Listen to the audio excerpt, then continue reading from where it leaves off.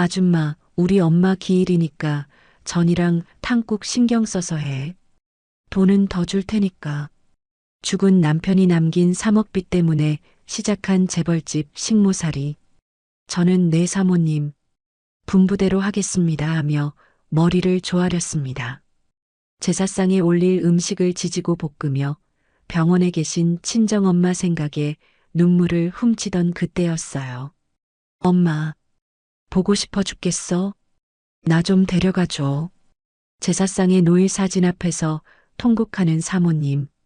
그런데 그 사진 속 주인공은 치매에 걸려 병원에서 저만 기다리고 있는 우리 엄마였습니다. 저는 그 밤 요양병원에서 엄마를 데리고 제사상 앞으로 뛰어들어갔어요. 살아있는 사람 앞에 향을 피우고 절하던 그 집 딸의 비명과 30년간 감춰진 비밀이 터져나오기 시작한 건 바로 그 순간부터였습니다. 안녕하세요. 제 이름은 이연주 32살입니다. 여러분, 저는 재벌집 며느리도 아니고 로또에 당첨된 것도 아닌데 제 인생이 하룻밤 사이에 완전히 뒤집혔다고 하면 믿으시겠어요?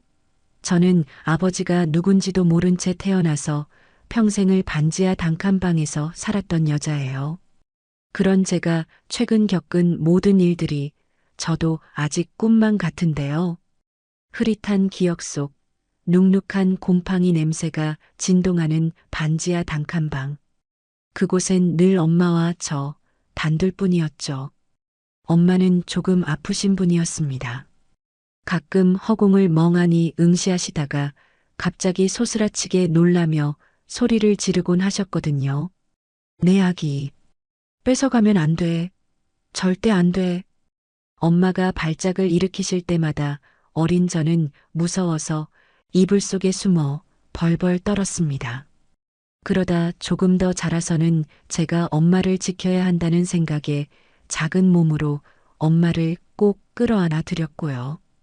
가난과 엄마의 병, 그리고 언제 쫓겨날지 모르는 불안함. 그게 제 어린 시절의 전부였죠. 엄마를 지키는 것, 그게 제 평생의 숙제였습니다. 그렇게 정신없이 살다 보니 어느새 어른이 되어 있더군요. 고등학교를 졸업하자마자 마트 캐셔로 일하면서 하루하루 버티던 어느 날, 제 척박한 인생에도 봄바람이 불어왔습니다.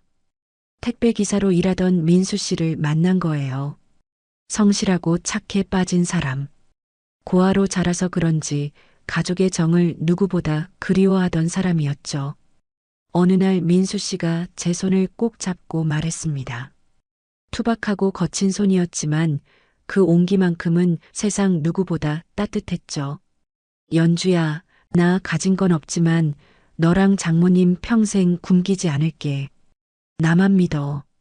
그 말이 어찌나 든든하던지 눈물이 핑 돌더군요. 우리는 그렇게 작은 새방에서 엄마를 모시고 셋이서 살기 시작했습니다. 비록 가난했지만 셋이 둘러앉아 된장찌개 하나 놓고 밥 먹을 때가 제 인생에서 유일한 봄날이었던 것 같아요. 엄마도 사위가 들어오고 나서는 증세가 많이 좋아지셨거든요. 민수 씨를 친아들처럼 따르면서 우리 아들 밥 먹었어? 하고 챙기시는 모습을 보면 이제야 진짜 가족이 생긴 것 같아 마음이 놓였습니다. 민수 씨는 더 열심히 살았습니다. 저와 장모님을 호강시켜 주겠다며 입버릇처럼 말했죠. 연주야, 조금만 더 고생하자. 내가 짐차 하나 사서 돈 더 빨리 벌게. 우리 장모님 모시고 곰팡이 없는 집으로 이사 가야지.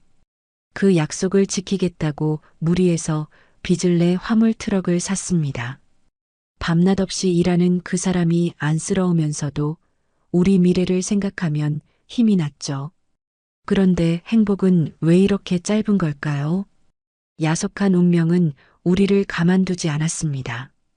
그날은 비가 억수같이 쏟아지던 밤이었습니다. 천둥 번개가 치고 하늘이 뚫린 것처럼 비가 퍼붓는데 일을 나간 남편이 돌아오질 않는 겁니다. 불안한 마음에 전화기를 들었다 놨다 하는데 낯선 번호로 전화가 걸려왔습니다. 수화기 너머 경찰관의 목소리가 웅웅거렸습니다. 빗길에 트럭이 미끄러져 낭떠러지로 추락했다는 말. 믿기지가 않더라고요. 경찰서에 도착해 영안실의 차가운 공기를 마주했을 때, 그리고 하얀 천을 걷어냈을 때, 싸늘하게 식어버린 남편 얼굴을 보고 저는 그 자리에서 무너져 내렸습니다. 제 세상이 산산조각 나는 순간이었죠. 장례식장은 눈물바다가 되어야 마땅한데 우리에겐 슬퍼할 여유조차 주어지지 않았습니다. 조문객 대신 험상궂은 사채업자들이 들이닥쳤거든요. 남편이 트럭 살 때 빌린 사채 빚 3억 원.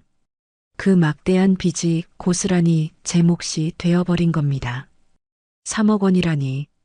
평생 만져보지도 못한 돈이 빚으로 남았다는 사실에 숨이 턱 막혔습니다. 충격을 받은 건 저뿐만이 아니었습니다. 엄마는 사위가 죽었다는 사실을 받아들이지 못하고 그날 이후로 상태가 급격히 나빠지셨죠. 초점 없는 눈으로 현관문만 바라보며 중얼거리셨어요. 민수 언제 와? 밥 먹어야지. 우리 사위 배고플 텐데. 그 모습을 볼 때마다 가슴이 미어 터지는 것 같았지만 주저앉아 있을 수만은 없었습니다. 당장 빚쟁이들이 들이닥칠 테니까요. 낮에는 식당 설거지, 밤에는 대리운전까지 뛰면서 몸이 부서져라 일했지만 불어나는 이자를 감당하기엔 턱없이 부족했습니다. 매일 밤이 지옥 같았습니다. 빚쟁이들은 시도 때도 없이 대문을 두드리고 노인네를 팔아버리겠다며 협박을 일삼았거든요.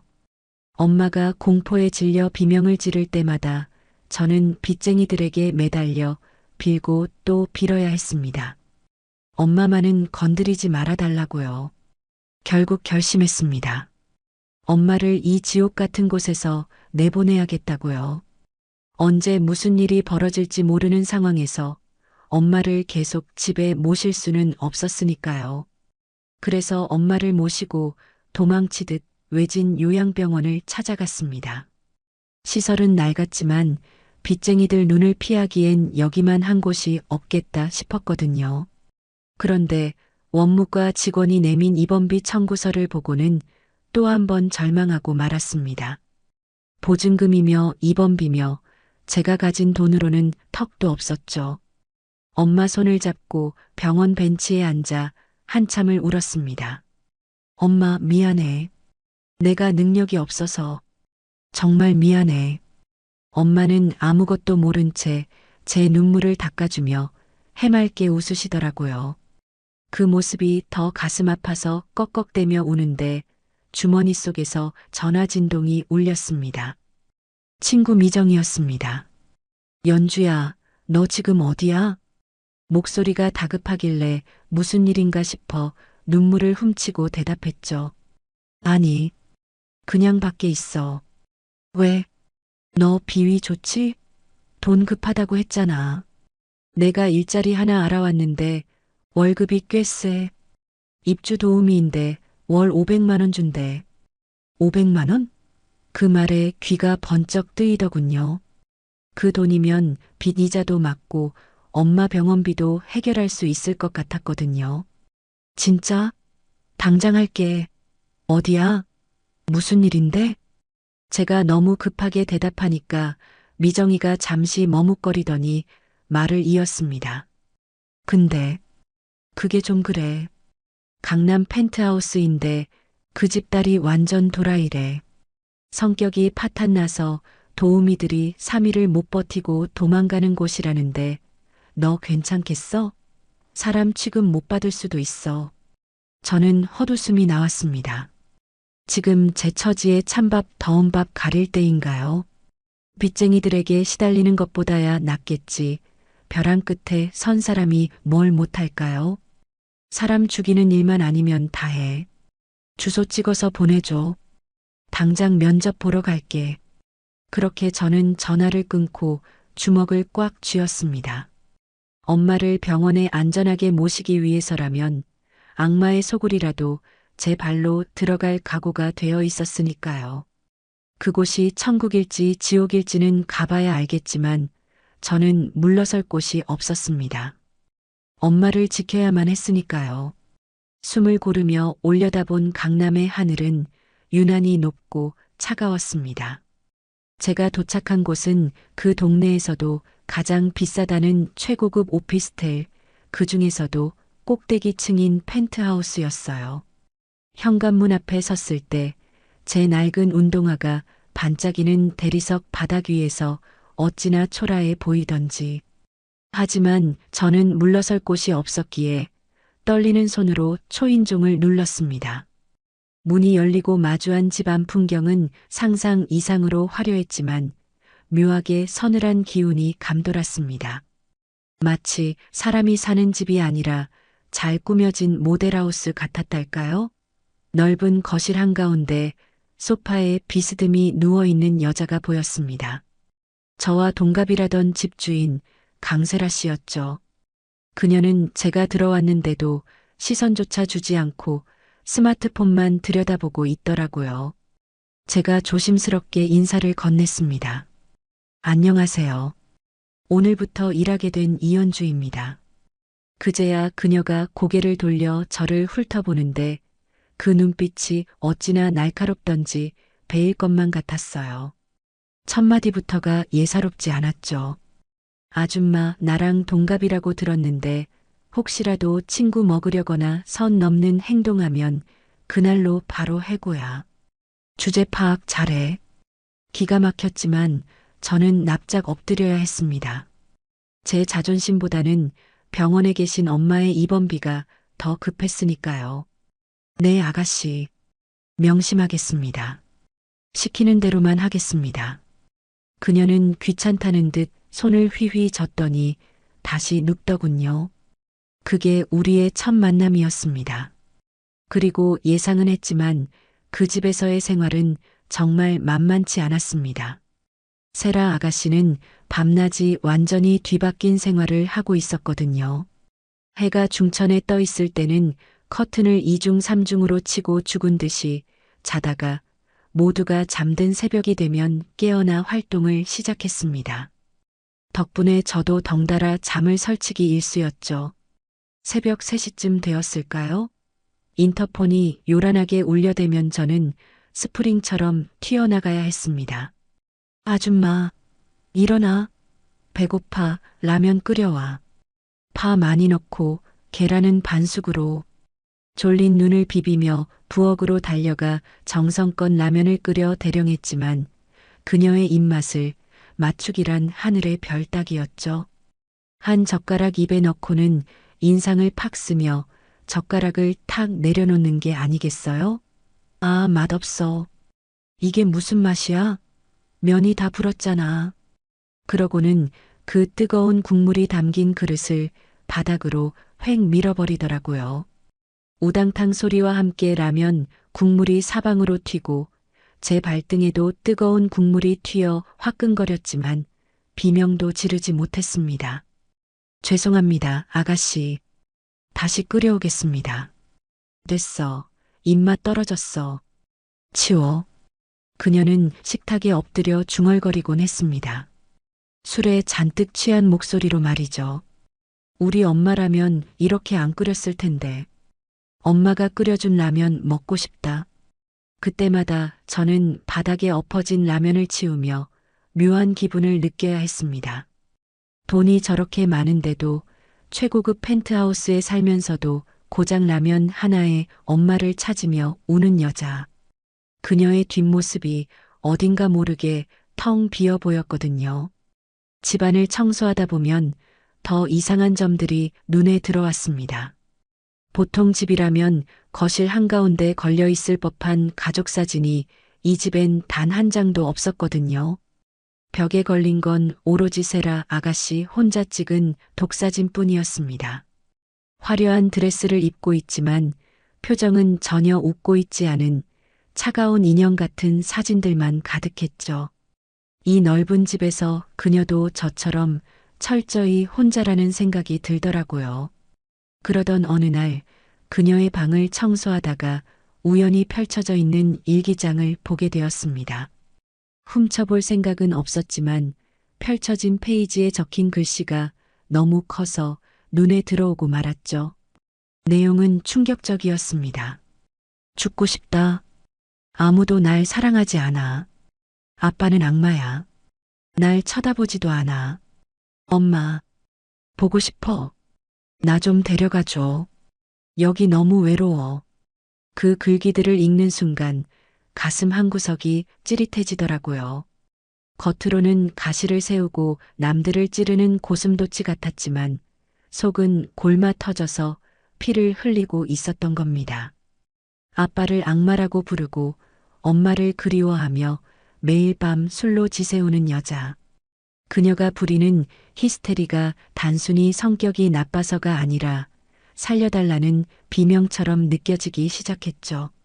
물론 그렇다고 해서 제 삶이 편해진 건 아니었습니다. 제 주머니 속 휴대폰은 하루에도 수십 번씩 진동하며 저를 옥죄어 왔으니까요. 이연주 씨, 오늘까지 이자 입금 안 되면 알지?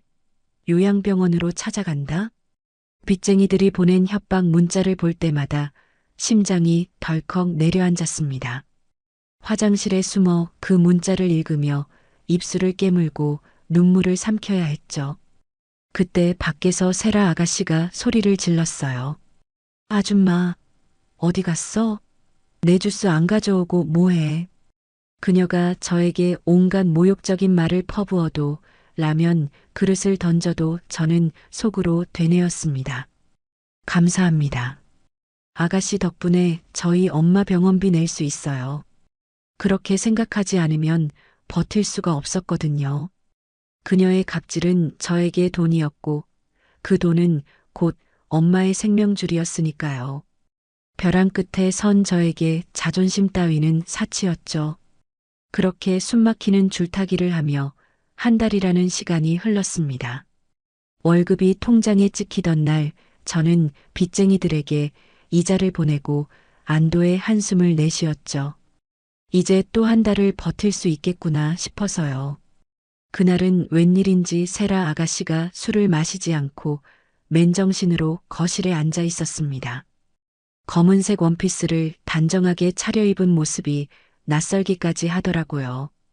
늘 흐트러진 모습만 보다가 그런 모습을 보니 딴 사람 같기도 했고요. 이연주 씨, 이리 좀 와봐. 처음으로 아줌마가 아닌 제 이름을 불러주는 그녀에게 다가가 조심스럽게 물었습니다.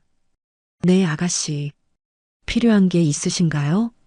그녀는 잠시 머뭇거리는 듯 손가락을 만지작거리더니 평소의 날선 목소리가 아닌 조금은 가라앉은 목소리로 말했습니다. 너 요리 좀 하지? 저번에 끓여준 미역국 먹을 만하더라. 감사합니다. 입에 맞으셨다니 다행이네요. 그래서 말인데 내일 모레가 우리 친엄마 기일이야. 기일이라는 단어에 저도 모르게 움찔했습니다. 엄마가 돌아가셨구나.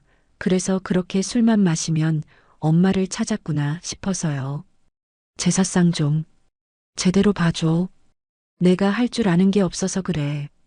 그녀가 고개를 숙이며 덧붙이는 말이 제 가슴을 쳤습니다. 돈은 달라는 대로 줄게. 재료도 제일 좋은 걸로 사서 우리 엄마 드실 거니까 정말 맛있고 예쁘게 차려줘. 부탁할게.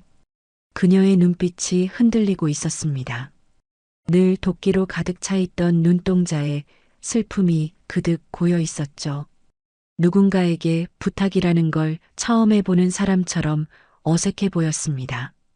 아빠랑 새엄마는 엄마 기일 기억도 안 해. 아니, 기억하기 싫어하겠지. 나 혼자 지내는 제사니까 네가 좀 도와주면 좋겠어. 그 말을 듣는데 저도 모르게 울컥하더라고요.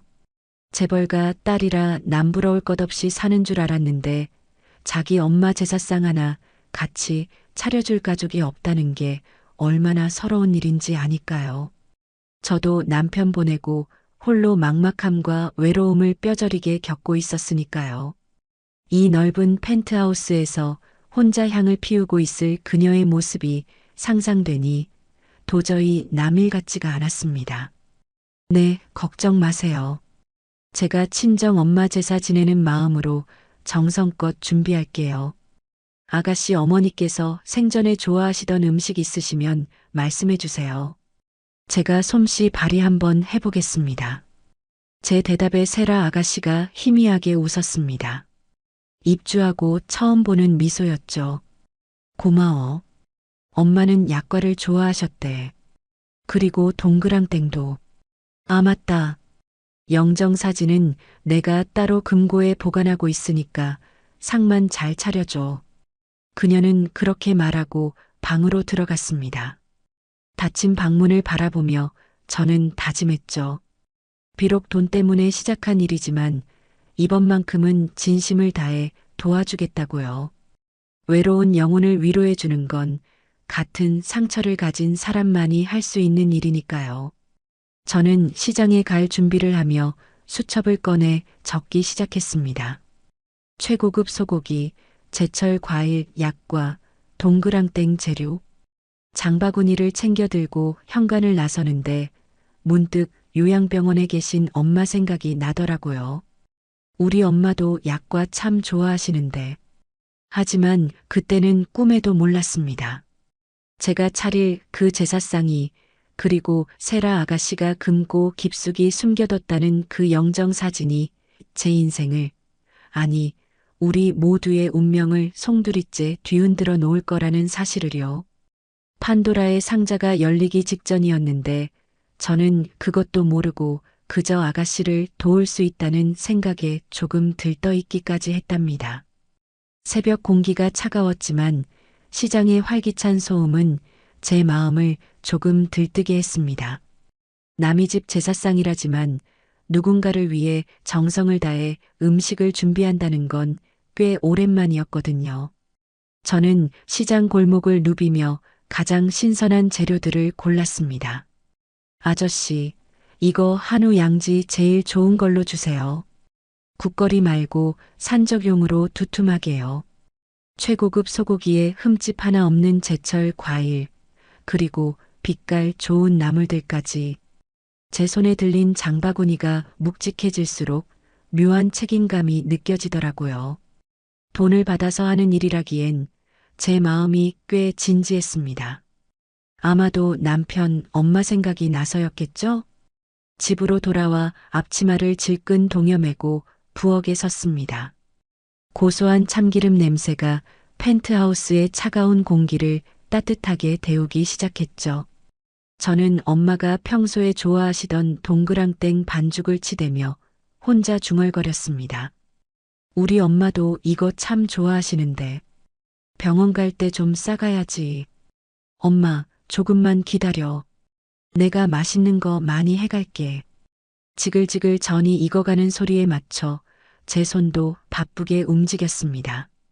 노릇노릇하게 구워진 동그랑땡을 채반에 담으려다 하나를 집어 입에 넣었죠. 짭조름하고 고소한 맛이 입안 가득 퍼지는데 문득 눈시울이 붉어지더라고요. 요양병원 침대에서 병원 밥만 드시고 계실 엄마 얼굴이 떠올라서요. 남의 엄마 제사상은 이렇게 상다리가 휘어지게 차리면서 정작 내 엄마한테는 따뜻한 밥 한 끼 제대로 못 해드린다는 죄책감이 가슴을 찔렀습니다. 약과를 예쁘게 쌓아 올리고 탕국을 끓이며 간을 보는데 세라 아가씨가 부엌으로 들어왔습니다. 평소에 화려한 옷차림 대신 단정한 검은색 원피스를 입고 화장기 없는 얼굴로 서 있는 그녀는 영락없이 엄마 잃은 어린아이 같아 보였습니다. 냄새 좋네. 고마워, 연주씨. 혼자 하기 힘들지? 그녀가 쑥스러운 듯 건네는 말에 저는 손사래를 쳤습니다. 아니에요, 아가씨. 제가 손이 좀 빨라요. 거의 다 됐습니다. 이제 상만 차리면 돼요. 해가 지고 어둠이 깔리자 펜트하우스의 거실은 세상 엄숙한 곳이 되었습니다. 저는 병풍을 치고 정성껏 만든 음식들을 제기에 담아 올렸죠. 촛불이 켜지자 일렁이는 불빛 그림자가 벽에 어른거렸어요. 모든 준비가 끝나고 이제 영정 사진만 올리면 되는 순간이었습니다. 세라 아가씨가 안방 깊숙한 곳에 있는 금고에서 낡은 서류 봉투 하나를 꺼내 오더라고요. 얼마나 꺼내보고 열어봤는지 봉투 모서리가 닳고 닳아 있었습니다. 이거 부모님 몰래 숨겨둔 유일한 사진이야. 새엄마가 엄마 물건이랑 사진을 다 태워버렸거든. 그녀의 목소리가 가늘게 떨렸습니다. 영정 사진으로 쓰게. 액자에 좀 넣어줄래? 나 손이 너무 떨려서 못하겠어. 그녀가 건넨 봉투를 받아드는데 왠지 모를 서늘한 기운이 등줄기를 타고 흘렀습니다. 왜일까요? 그 봉투를 여는 게 무서웠습니다. 하지만 저는 도움이니까 시키는 대로 해야 했죠. 조심스럽게 봉투를 열고 그 안에 든 빛바랜 흑백 사진 한 장을 꺼냈습니다. 그리고 사진 속 얼굴을 마주한 순간 제 심장이 쿵 하고 내려앉는 것만 같았어요. 아니, 시간이 멈춰버린 것 같았죠. 사진 속에는 앳된 얼굴의 젊은 여자가 환하게 웃고 있었습니다.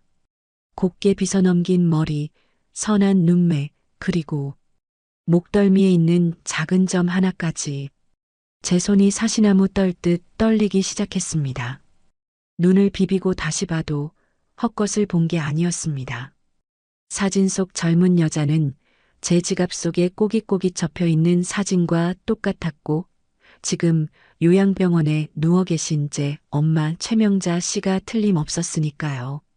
도플갱어 같은 그런 우연은 세상에 있을 리 만무했고 이건 그냥 제 엄마였습니다. 젊은 시절의 엄마. 제가 아주 어릴 때 앨범에서 봤던 그 모습 그대로였죠. 머릿속이 하얗게 변하고 현기증이 나서 비틀거렸습니다. 제가 휘청거리자 세라 아가씨가 놀라서 다가왔어요. 연주 씨? 왜 그래? 어디 아파? 저는 떨리는 목소리를 간신히 억누르며 물었습니다. 입술이 말라붙어 말이 잘 나오지 않았지만 확인해야 했죠. 아가씨, 이분이 정말 돌아가셨어요? 세라 아가씨는 슬픈 눈으로 고개를 끄덕였습니다. 응, 나 5살 때 교통사고로. 아빠가 그랬어. 그 말을 듣는 순간 흩어져 있던 퍼즐 조각들이 머릿속에서 요란한 소리를 내며 맞춰지기 시작했습니다. 엄마가 가끔 허공을 보며 했던 말들. 내 아기, 세라, 뺏어가면 안 돼. 불이 났어. 뜨거워. 엄마가 헛소리를 하는 게 아니었던 겁니다. 엄마의 기억 속에 있는 그 끔찍한 사고, 그리고 잃어버린 아이. 그 아이가 바로 제 눈앞에 있는 강세라 아가씨였던 겁니다. 잠시만요. 화장실 좀 다녀올게요.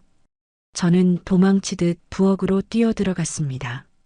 다리가 풀려 주저앉을 뻔했지만 식탁을 짚고 간신히 버텼죠. 주머니에서 휴대폰을 꺼내 엄마에게 전화를 걸었습니다. 신호가 가는 그 짧은 시간이 영겁처럼 느껴졌어요. 여보세요? 보호자분 무슨 일이세요? 간병인이 전화를 받았습니다. 저기 죄송한데 엄마 좀 바꿔주세요. 급해요. 지금 깨어 계시죠? 잠시 후 수화기 너머로 엄마의 느릿한 숨소리가 들려왔습니다. 연주야, 우리 딸. 저는 떨리는 입술을 깨물며 확인하고 싶지 않은, 하지만 확인해야만 하는 질문을 던졌습니다. 엄마, 엄마 혹시 강 회장이라고 알아? 강진석 회장? 그 순간이었습니다. 조용하던 수화기 너머에서 엄마가 발작하듯 비명을 질렀습니다. 으악, 안 돼. 그 사람한테 말하지 마. 내 아기, 세라, 세라 뺏어가면 안 돼. 그 여자가 죽인다고 했어. 세라 숨겨야 돼. 엄마의 절규. 그건 치매 노인의 헛소리가 아니었습니다. 30년이 넘도록 가슴속에 묻어둔 피 맺힌 한이 터져 나오는 소리였죠. 엄마의 입에서 세라라는 이름이 나오는 걸 들으니 눈앞이 캄캄해졌어요. 확실했습니다. 지금 거실에 있는 강세라는 제 친언니였고 요양병원에 있는 제 엄마는 세라가 그토록 그리워하며 제사까지 지내주는 바로 그 죽은 엄마였던 거였어요. 계모와 아버지는 세라에게 엄마가 죽었다고 거짓말을 했고 엄마에게는 세라를 빼앗아 갔던 겁니다. 아니, 어쩌면 엄마를 죽은 사람으로 위장해 세상에서 지워버린 거겠죠. 전화를 끊고 멍하니 서 있는데 거실에서 세라 아가씨의 울음소리가 들려왔습니다. 엄마, 흐흑, 나 너무 힘들어. 아빠도 밉고 새엄마도 싫어. 나 좀 데려가줘. 엄마 보고 싶어. 저는 비틀거리며 거실 쪽을 바라보았습니다. 살아있는 사람의 사진을 영정으로 올려놓고 그 앞에서 절을 하며 통곡하고 있는 언니. 그리고 살아있으면서도 죽은 취급을 당하며 평생을 죄인처럼 숨어 살아온 엄마. 어떻게 사람이 사람에게 이런 짓을 할 수 있을까요? 저는 부엌 구석에 주저앉아 입을 틀어막고 소리 없는 비명을 질렀습니다. 세라 아가씨, 아니 언니가 저렇게 슬프게 우는데 저는 당장 달려가서 엄마 살아있어. 라고 소리칠 수가 없었습니다. 이 사실을 모두 말하면 언니가 감당할 수 있을까요? 혹시라도 그 계모라는 사람이 알게 되면 엄마가 위험해지지는 않을까요? 오만 가지 생각이 머릿속을 헤집어 놓았습니다. 하지만 한 가지 확실한 건 분명했어요. 저 거실에 차려진 제사상은 가짜라는 것. 그리고 내 엄마 최명자 씨는 저 차가운 액자 속에 갇혀 있을 뿐이 아니라는 것. 언니는 엄마 사진을 붙들고 하염없이 울고 있었습니다. 엄마, 내가 갈까? 나 그냥 죽어서 엄마한테 갈까? 그 말을 듣는데 더 이상 참을 수가 없더라고요. 제 심장이 터질 것 같아서 이 지독한 연극을 더는 보고만 있을 수 없어서 눈물이 범벅이 된 얼굴을 닦고 저는 결심했습니다. 이 미친 연극의 커튼을 내가 내려야겠다고. 죽은 줄 알고 제사상을 차리는 딸과 딸을 뺏기고 미쳐버린 엄마를 내가 다시 만나게 해줘야겠다고요. 저는 부들거리는 다리에 힘을 주고 일어섰습니다. 이제 제사를 지낼 게 아니라 기적을 만들어야 할 시간이니까요. 저는 눈물을 훔치고 짐짓 태어난 척 목소리를 가다듬었습니다. 떨림이 새어나가지 않도록 아랫입술을 꾹 깨물었죠. 아가씨, 술이 다 떨어졌네요. 제사 지내려면 술이 있어야 하지 않겠어요? 제가 잠깐 편의점 가서 사올게요. 제 말에 세라 아가씨는 고개도 들지 않은 채 영정 사진만 바라보며 힘없이 손짓했습니다. 그래. 갔다 와. 빨리 와야 해. 그녀의 목소리는 이미 울음으로 잠겨 갈라져 있었습니다. 저는 죄책감과 조급함이 뒤섞인 마음으로 겉옷을 챙겨 입고 현관을 나섰어요. 도어락이 잠기는 소리를 듣자마자 저는 미친 사람처럼 엘리베이터 버튼을 눌러댔습니다. 숫자가 천천히 바뀌는 그 짧은 시간이 저에게는 연극과도 같았죠. 1층 로비를 가로질러 도로변으로 뛰쳐나갔습니다. 밖에는 비가 추적추적 내리고 있더라고요. 빗물에 젖은 아스팔트 위로 차들이 쌩쌩 지나가는데 빈 택시는 좀처럼 보이지 않았습니다. 발을 동동 구르며 도로 한복판으로 뛰어들다시피 해서 겨우 택시 한 대를 세웠죠. 기사님, 현대 요양병원이요. 최대한 빨리 가주세요. 제발요. 사람 목숨이 달렸어요. 제 몰골이 말이 아니었는지 기사님은 백미러로 저를 힐끔 보시더니 말없이 속력을 높여주시더라고요. 차창 밖으로 흐르는 도시의 불빛들이 빗물에 번져 뭉개지는데 제 마음도 딱 그랬습니다. 엉망진창으로 뒤섞여서 뭐가 뭔지 모르겠는 하지만 단 하나 엄마를 데려와야 한다는 생각만은 선명했죠. 엄마, 제발 자지 말고 기다려. 엄마 딸 세라 살아있어. 내가 만나게 해줄게. 30분쯤 달렸을까요? 택시가 요양병원 정문 앞에 멈춰 섰습니다. 저는 지갑에 있는 현금을 몽땅 꺼내 기사님께 쥐어드리고는 차 문을 박차고 나갔어요. 낡은 요양병원 건물은 빗줄기 속에서 을씨년스럽게 서 있었는데 그게 꼭 감옥처럼 보이더라고요. 경비실엔 아무도 없었습니다. 천만다행이었죠. 저는 발소리를 죽여 복도를 지나 엄마가 계신 305호 병실 문을 조심스럽게 열었습니다.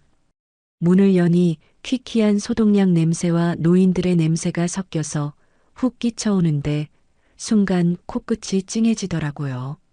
엄마는 창가 쪽 침대에서 새우잠을 자고 계셨어요. 이불 밖으로 삐져나온 앙상하게 마른 등이 어찌나 작아 보이던지 왈칵 눈물이 쏟아질 뻔했습니다. 저는 엄마에게 다가가 어깨를 살살 흔들었죠. 엄마, 일어나 봐.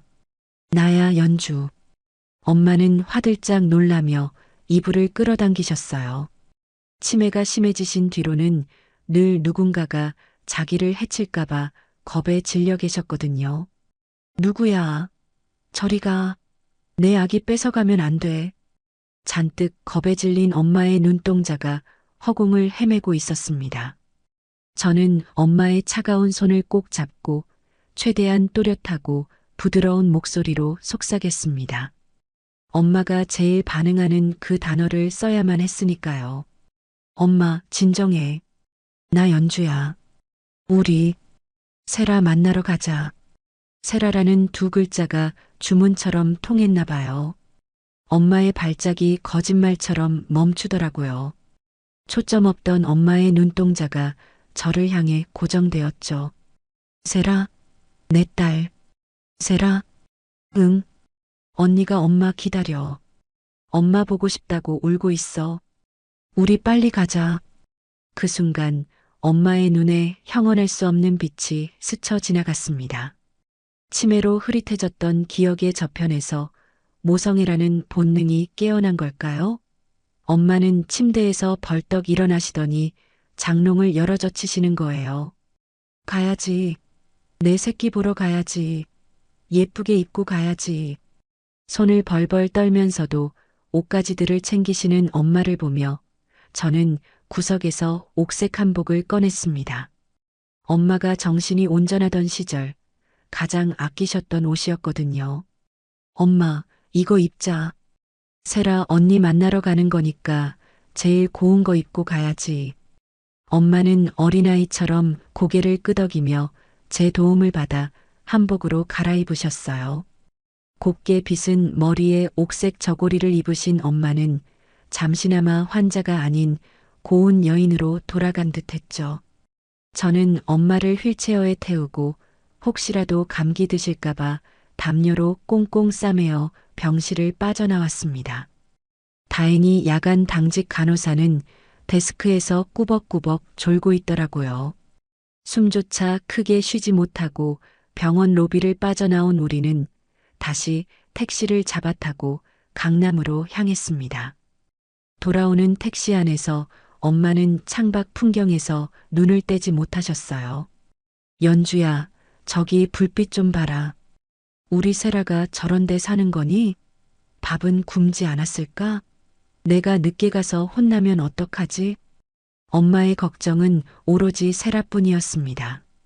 30년이 넘는 세월 동안 죽은 사람 취급을 당하며 살았으면서도 엄마의 시간은 여전히 딸을 잃어버린 그 날에 멈춰 있었던 거죠.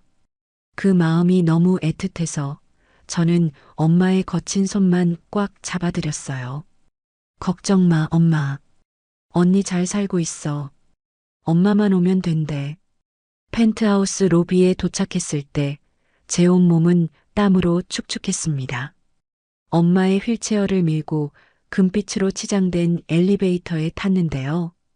거울에 비친 제 모습은 헝클어진 머리에 빗물에 젖은 옷차림이었지만 눈빛만은 그 어느 때보다 결연했습니다. 35층. 띵하는 소리와 함께 문이 열렸고 익숙한 현관문 앞에 서서 심호흡을 한번 크게 했죠. 도어락 비밀번호를 누르는 손가락 끝이 미세하게 떨려오더라고요. 삑, 삑, 삑, 삐릭. 문이 열리자마자 훅 끼쳐오는 향 냄새. 그리고 거실 안쪽에서 들려오는 가슴 찢어지는 통곡 소리. 으흐흑. 엄마, 나 너무 힘들어. 나 좀 데려가줘. 세라 아가씨는 여전히 영정 사진 앞에 엎드려 있었습니다. 검은 상복을 입은 등이 애처롭게 들썩이고 있었죠. 그 모습을 보는 순간 저는 더 이상 망설일 이유가 없다는 걸 확신했습니다. 이제 진짜 엄마를 보여줄 차례니까요. 저는 휠체어 손잡이를 꽉 움켜쥐고 거실을 향해 천천히 들어갔습니다. 바퀴가 굴러가는 소리에 세라 아가씨가 흠칫하며 고개를 들더라고요. 눈물과 콧물로 범벅이 된 얼굴로 저를 쏘아보면서 소리쳤죠. 야, 이연주, 너 술 사오라니까 어디 갔다 이제 오는 거야. 제사 다 망치려고 작정했어? 그녀의 표독스러운 외침에도 저는 멈추지 않았습니다. 오히려 속도를 높여 제사상 앞으로, 그 가짜 영정사진 바로 옆으로 엄마의 휠체어를 밀고 들어갔어요. 아가씨, 절하지 마세요. 제 고함 소리에 세라 아가씨가 얼어붙었습니다. 그녀의 시선이 저를 지나쳐 휠체어에 앉아 계신 엄마에게로 향했죠. 엄마는 떨리는 손으로 무릎 위에 놓인 담요를 걷어내고 천천히 고개를 드셨습니다. 세월의 풍파에 주름진 얼굴이지만 영정 사진 속 그 선한 눈매와 오똑한 코가 그대로 남아있는 얼굴. 엄마의 눈길이 세라 아가씨의 얼굴에 닿는 순간 엄마의 입술이 파르르 떨리더라고요. 세라야, 내 아기. 그 목소리. 지난 세월 동안 꿈속에서나 듣던, 아니 꿈에서조차 희미했던 그리운 목소리였겠죠. 세라 아가씨는 감전된 사람처럼 비틀거렸습니다. 뒷걸음질 치다 제사상 모서리에 부딪혀 촛대가 와장창 쓰러졌지만 그녀는 아랑곳하지 않았어요. 거짓말. 말도 안 돼. 엄마는 불편한 다리를 이끌고 휠체어에서 일어나려고 안간힘을 쓰셨습니다. 제가 부축해드리자 엄마는 비틀거리는 걸음으로 한 발짝, 두 발짝 세라 아가씨에게 다가갔습니다. 그리고 떨리는 손을 뻗어 세라 아가씨의 젖은 뺨을 어루만지셨죠. 맞구나. 내 딸 세라. 많이 컸네. 엄마가 너무 늦게 와서 미안해. 엄마가 죄인이야. 엄마의 손길이 닿자마자 세라 아가씨는 그 자리에 주저앉아 무너져 내렸습니다. 그동안 쌓아왔던 도끼가 순식간에 눈물로 녹아내리는 것 같았어요. 엄마, 진짜 엄마야? 아빠가 죽었다고 했는데, 교통사고로 시신도 못 찾았다고 했는데, 아냐, 안 죽었어. 저 여자가, 장미의 그 나쁜 년이 나 가뒀어. 우리 세라 못 보게. 엄마의 입에서 계모의 이름이 나오자 세라 아가씨의 눈동자가 공포와 분노로 흔들렸습니다. 하지만 그것도 잠시 그녀는 엄마의 허리를 끌어안고 짐승처럼 울부짖었습니다. 엄마, 보고 싶었어? 엄마 역시 딸을 부둥켜 안고 목 놓아 우셨습니다. 내 새끼, 불쌍한 내 새끼. 엄마가 지켜줬어야 했는데. 거실 바닥에 엉겨붙어 우는 두 모녀의 모습. 30년이라는 긴 세월 동안 서로를 죽은 사람으로, 잃어버린 사람으로 알고 살았던 두 여인이 다시 만나는 기적 같은 장면이었죠. 그 모습을 지켜보던 저도 더는 참지 못하고 고개를 돌려 눈물을 훔쳤습니다. 가슴이 먹먹해서 숨을 쉴 수가 없었거든요. 한참을 그렇게 울던 세라 아가씨가 충혈된 눈으로 저를 올려다보았습니다. 연주 씨가 데려온 거야? 이분이. 정말 우리 엄마 맞아? 꿈 아니지?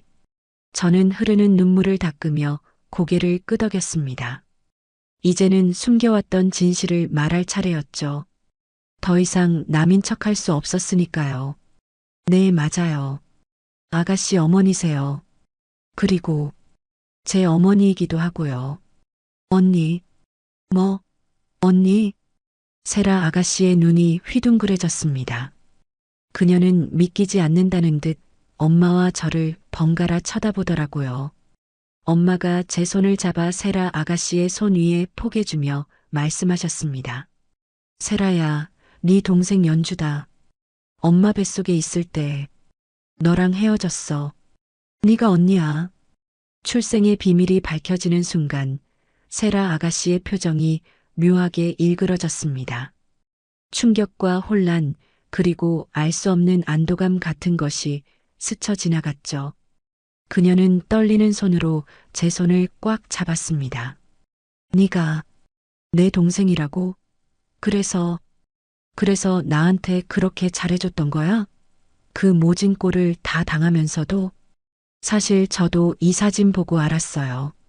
엄마랑 둘이 살려면 돈이 필요해서 참았던 거고, 언니가 이렇게 슬퍼하는데 당연히 엄마 모셔와야죠. 제 대답에 세라 아가씨, 아니, 언니는 저를 와락 끌어안았습니다. 고마워. 연주야, 정말 고마워. 네가 우리 엄마 살려줬어. 언니가 평생 이 은혜 갚을게. 차갑고 도도했던 재벌가 막내딸의 가면이 벗겨지고 따뜻한 피가 흐르는 진짜 언니의 모습이 드러난 순간이었습니다. 우리는 서로를 부둥켜 안고 한참을 울었습니다. 이 넓고 차가운 집이 처음으로 사람의 온기로 가득 채워지는 것 같았어요. 우리는 제사상을 치웠습니다. 영정사진은 찢어서 쓰레기통에 버려버렸죠. 대신 따뜻한 밥상을 새로 차렸습니다. 동그랑땡과 탕국을 데웠고 엄마가 좋아하신다는 약과도 접시에 담았어요. 셋이 둘러앉은 밥상은 그 어떤 진수성찬보다 풍성했습니다. 엄마는 떨리는 손으로 언니 밥숟가락에 생선살을 발라 올려주셨고 언니는 그런 엄마를 보며 밥을 먹다 말고 또 울컥해 눈물을 쏟았죠. 많이 먹어, 내 새끼. 말랐어. 왜 이렇게 말랐어? 엄마도 많이 먹어. 내가 맛있는 거 다 사줄게. 이제 아무 데도 가지 마. 그 모습을 보며 저는 숟가락을 든 채 속으로 다짐했습니다. 이 행복을 깨려는 자가 있다면 그게 누구든 가만두지 않겠다고요. 계모든 아버지든 세상 누구든 간에 내 가족은 내가 지킬 거라고요. 하지만 평화는 그리 오래가지 않을 거란 걸 직감했습니다. 이 집에는 곳곳에 계모의 눈과 귀가 심어져 있었으니까요. 당장 내일이라도 폭풍이 몰아칠지 모릅니다. 하지만 두렵지 않았습니다. 이제 우리는 혼자가 아니니까요. 셋이 뭉치면 그 어떤 것엔 파도도 헤쳐나갈 수 있을 거라 믿었거든요. 밖에는 여전히 비가 내리고 있었지만 우리 셋이 있는 펜트하우스 거실만큼은 봄날처럼 따스했습니다. 이것이 우리의 진짜 시작이었습니다. 폭풍 같았던 재회의 순간이 지나고 펜트하우스 거실에는 묘한 정적이 흘렀습니다. 하지만 그 정적은 예전처럼 차갑고 날 선 침묵이 아니었어요. 뭐랄까, 마치 폭신한 솜니부를 덮어쓴 것처럼 따뜻하고 몽글몽글한 공기였죠. 밖에는 여전히 비가 쏟아지고 있었지만 우리 셋이 있는 이 공간만큼은 세상 어디보다 안전한 요새처럼 느껴졌거든요. 우리는 거실에 이불을 깔았습니다. 방이 그토록 많은 집이었지만 그날 밤만큼은 누구도 각자의 방으로 들어가고 싶어 하지 않았으니까요. 엄마를 가운데에 두고 저와 언니가 양옆에 누웠습니다. 천장 높은 펜트하우스 거실 바닥에 누워 천장에 달린 샹들리에를 올려다보는데 참 기분이 이상하더라고요. 불과 몇 시간 전까지만 해도 저는 돈 때문에 자존심을 팔아야 하는 도움이었고 옆에 있는 이 여자는 저를 벌레 보듯 하던 갑질 상사였으니까요. 그런데 이젠 서로의 숨소리를 들으며 나란히 누워있는 자매라니. 사람 인연이라는 게 참 알다가도 모르겠는 거 있죠. 언니는 엄마의 손을 꼭 잡고 놓지를 못하더라고요. 행여나 잠들면 이 모든 게 꿈처럼 사라질까봐 겁내는 어린아이 같았습니다. 엄마는 그런 언니의 머리카락을 가만가만 쓰다듬어 주셨고요. 그 투박하고 거친 손길이 어찌나 다정하던지 보고 있는 제 코끝이 다 찡해지더라니까요. 한참을 말이 없던 언니가 불쑥 입을 열었습니다. 목소리가 잔뜩 잠겨 있었어요. 연주 씨. 아니, 동생아. 그 호칭이 어색했는지 언니는 피식 힘없는 웃음을 터뜨렸습니다. 미안해. 정말 미안해. 내가 그동안 너한테 못할 짓 너무 많이 했지? 라면 없고 소리 지르고 하녀 취급하고 언니는 고개를 돌려 저를 보는데 그 눈빛에 미안함이 가득 차서 찰랑거리고 있었어요. 네가 내 동생인 줄도 모르고 엄마가 그렇게 아끼던 딸인 줄도 모르고 내가 진짜 미친년이지. 벌 받을 거야, 난. 저는 언니의 손을 잡아주며 고개를 저었습니다. 아니에요, 언니. 몰랐잖아요. 그리고 언니도 많이 힘들었잖아요. 외로워서 그랬다는 거 다 알아요. 그래도 너네 남편 제부 그렇게 된 것도 모르고 내가 함부로 말한 거 그것도 너무 마음에 걸려. 용서해 줄 수 있어? 언니의 눈에서 다시 눈물이 주르륵 흘러내렸습니다. 저는 언니의 눈물을 손으로 닦아주며 말했죠. 다 지워요. 그런 기억들. 이제 우리 가족이잖아요. 엄마 찾았으니까 된 거예요. 우리 남편도 하늘에서 보고 있다면 잘했다고 이제 외롭지 않게 살라고 응원해 줄 거예요. 제 말에 언니는 엉엉 소리내어 울음을 터뜨렸고 엄마는 그런 언니를 품에 안고 토닥여 주셨습니다. 울지 마라, 내 새끼. 엄마가 미안해. 엄마가 더 일찍 왔어야 했는데. 엄마의 기억은 여전히 드문드문 끊겨 있었지만 그 끔찍했던 날의 기억만큼은 문신처럼 새겨져 있는 듯 했습니다. 엄마가 띄엄띄엄 들려주는 과거 이야기는 우리가 상상했던 것보다 훨씬 더 잔인하고 끔찍했거든요.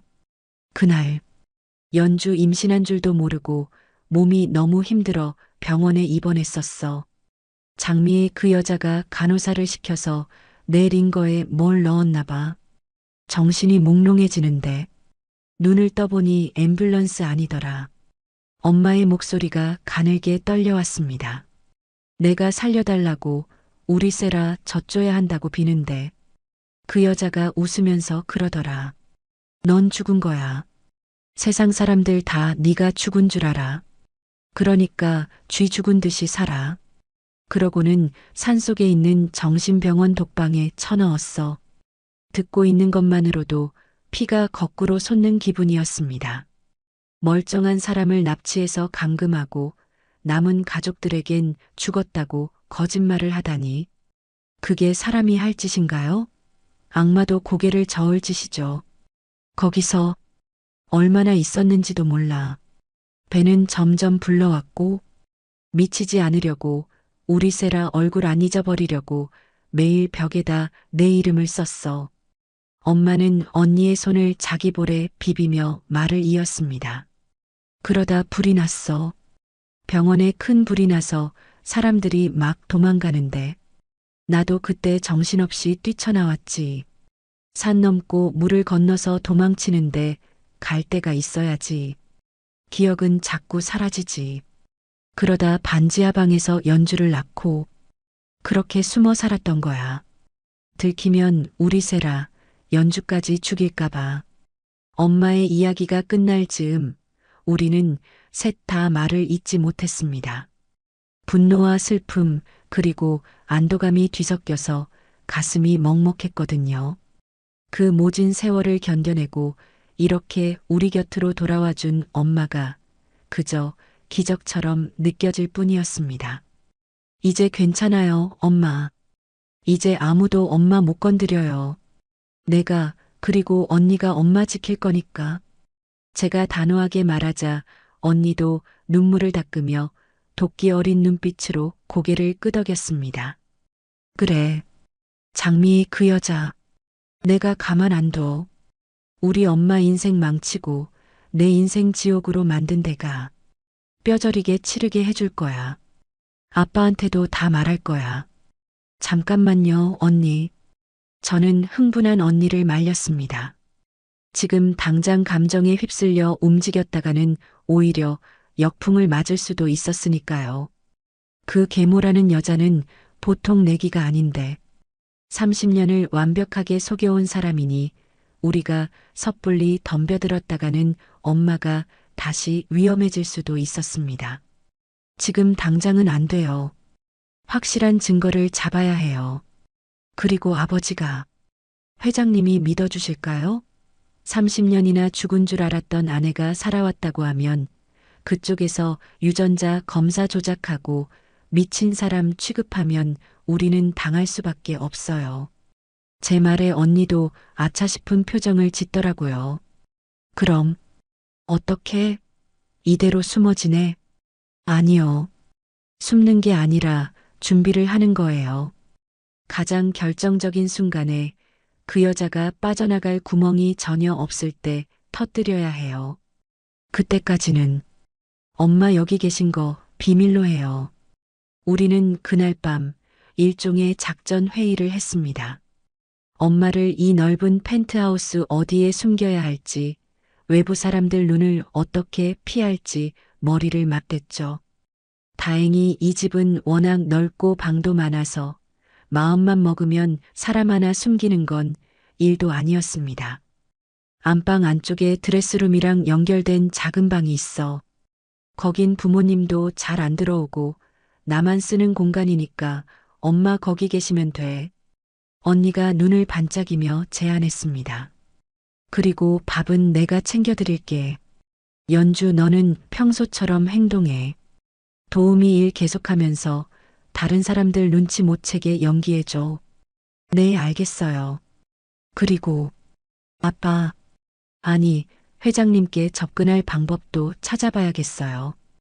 회장님이 엄마를 직접 보시게 해야 해요. 사진이나 말이 아니라 실물을 딱 마주치게 해야 그쪽도 발뺌을 못하죠. 그렇게 우리는 새벽이 올 때까지 소곤소곤 이야기를 나누었습니다. 밖에서 들으면 자매끼리 수다 떠는 소리처럼 들렸겠지만 내용은 목숨을 건 복수국의 서막이었죠. 새벽 5시쯤 되었을까요? 엄마는 고단하셨는지 언니 품에서 새근새근 잠이 드셨습니다. 잠든 엄마의 얼굴은 세상 그 어떤 아기 천사보다 평온해 보였어요. 저와 언니는 잠든 엄마를 가운데 두고 마주보고 누웠습니다. 언니가 제 손을 잡으며 작게 속삭이더라고요. 연주야. 응 언니. 고맙다. 진짜 고마워. 나 사실 죽으려고 했어. 오늘 제사 지내고 따라가려고 약까지 모아놨었어. 그 말에 가슴이 철렁 내려앉았습니다. 언니, 그런 말하지 마요. 근데 네가 살렸어. 너 아니었으면 나 지금쯤 어떻게 됐을지 모르겠다. 넌 내 생명의 은인이야. 내 동생이라서가 아니라 인간 강세라를 살려준 사람이야. 언니의 진심 어린 고백에 저는 목이 메어 아무 말도 할 수 없었습니다. 그저 맞잡은 손에 힘을 꽉 줄 뿐이었죠. 우리는 말하지 않아도 알 수 있었습니다. 이제 우리는 한 배를 탔고 죽어도 같이 죽고 살아도 같이 산다는 것을요.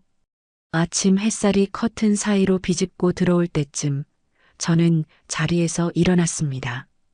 엄마와 언니는 여전히 곤히 자고 있었죠. 저는 부엌으로 가서 아침 식사를 준비했습니다. 도마질 소리에 깬 언니가 부스스한 얼굴로 나오더니 식탁에 앉아 저를 빤히 쳐다보더라고요. 야, 이연주. 너 호칭 정리 좀 하자. 이제 도움이 아니잖아. 내 동생이잖아. 반말해. 아유, 어떻게 그래요. 입버릇이 돼서 잘 안 고쳐져요. 제가 웃으며 대답하자 언니가 짐짓 엄한 표정을 지었습니다. 명령이야. 집주인 명령. 언니라고 해. 그리고 나한테 존댓말 쓰면 월급 10만 원씩 깎는다? 알았어. 아니, 알았어, 언니. 처음으로 입 밖으로 내뱉어 본 반말. 어색했지만 묘하게 짜릿하더라고요. 우리는 식탁에 마주 앉아 킥킥대며 웃었습니다. 펜트하우스에 웃음꽃이 핀 건 아마 이 건물이 지어지고 처음이었을 거예요. 하지만 우리의 이 평화로운 아침이 폭풍전야라는 걸 그때는 미처 몰랐습니다. 점심쯤 되었을까요? 엄마를 안방 안쪽 비밀방에 모셔두고 저는 거실 청소를 하고 있었습니다. 언니는 회사 일 때문에 서재에 들어가 있었고요. 그때 현관 도어락 소리가 들렸습니다. 띠리릭. 저와 언니는 동시에 얼어붙었습니다. 이 시간에 올 사람이 없었거든요. 문이 열리고 들어온 사람은 이 집의 살림을 총괄하는 김집사였습니다. 계모가 심어둔 첩자나 다름없는 여자였죠. 깐깐하고 의심 많은 눈초리로 집안을 훑어보는데 제 등줄기에 식은땀이 흘렀어요. 이연주 씨, 청소는 다 했어요? 근데 집안 공기가 좀 다르네. 뭐랄까, 사람 냄새가 난다고 해야 하나? 그녀는 킁킁거리며 냄새를 맡더니 안방 쪽을 힐끔 쳐다보더라고요. 사모님께서 안방 금고 확인 좀 하라고 하셔서요. 잠시 들어갈게요. 심장이 쿵 하고 떨어지는 것 같았습니다. 안방에는 지금 엄마가 계신데 엄마가 숨어 있는 그 비밀방은 금고 바로 옆이었거든요. 엄마가 혹시라도 인기척을 내거나 김 집사가 문을 열어보기라도 한다면 모든 게 끝장나는 상황이었습니다. 저는 걸레를 든 손을 바들바들 떨며 앞을 가로막았습니다. 집사님, 지금 세라 아가씨가 안방에서 주무시고 계세요. 예민하신 거 아시잖아요.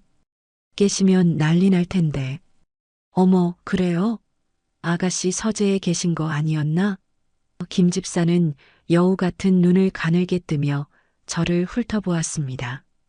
의심이 가득한 눈빛이었죠. 비키세요. 확인만 하고 나올 테니까.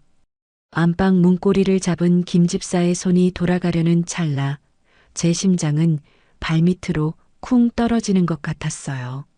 안방 안쪽 비밀방에 엄마가 숨어 계시는데 김 집사가 문을 열고 들어가면 모든 게 끝장나는 상황이었으니까요. 30년 만에 찾은 엄마를, 이 집안의 비밀을 캐내는 첩자 같은 여자에게 들킬 수는 없었죠. 저는 다급하게 김 집사의 앞을 막아서며 소리쳤습니다. 아니, 집사님, 아가씨 지금 주무신다니까요. 깨시면 진짜 난리 나요. 저번에도 도우미 한 분 머리채 잡혀서 나간 거 모르세요? 제 목소리가 너무 컸는지 김 집사는 눈살을 찌푸리며 저를 흘겨보더라고요. 이연주 씨, 목소리 좀 낮춰요. 누가 들으면 싸우는 줄 알겠네. 그리고 아가씨 성격 내가 몰라요? 10년을 모셨는데 사모님 심부름이라 어쩔 수 없어요. 잠깐 확인만 하고 나올 거라니까 왜 이렇게 유난이야? 그녀는 제 어깨를 거칠게 밀치고는 기어이 문을 열고 들어갔습니다. 쿵! 닫히는 문소리가 마치 단두대가 내려가는 소리처럼 들리더라고요. 저는 사색이 되어 발만 동동 구르고 있었죠. 그때였습니다. 야, 김 집사, 너 지금 뭐 하는 거야? 서재에 있던 세라 언니가 문을 박차고 뛰쳐나왔습니다. 눈에는 도끼가 서려 있었죠. 언니는 안방으로 뛰어들어가 김 집사의 멱살을 잡고 흔들었습니다. 네가 감히 내 허락도 없이 안방을 들어가? 여기가 네 안방이야? 사모님이 시키면 다야? 나가. 당장 나가. 언니의 기세에 눌린 김 집사는 뒷걸음질을 쳤습니다. 아니, 아가씨, 그게 아니라 사모님께서. 시끄러워. 꼴도 보기 싫으니까 당장 꺼져. 내 눈앞에 띄지 마. 언니가 골프채를 휘두르며 위협하자 김 집사는 기겁하며 도망치듯 방을 나갔습니다. 하지만 그녀가 나가면서 남긴 눈빛, 그 뱀 같은 눈빛이 제 뇌리에 박혔습니다. 뭔가 있어. 분명히 뭔가 숨기고 있어.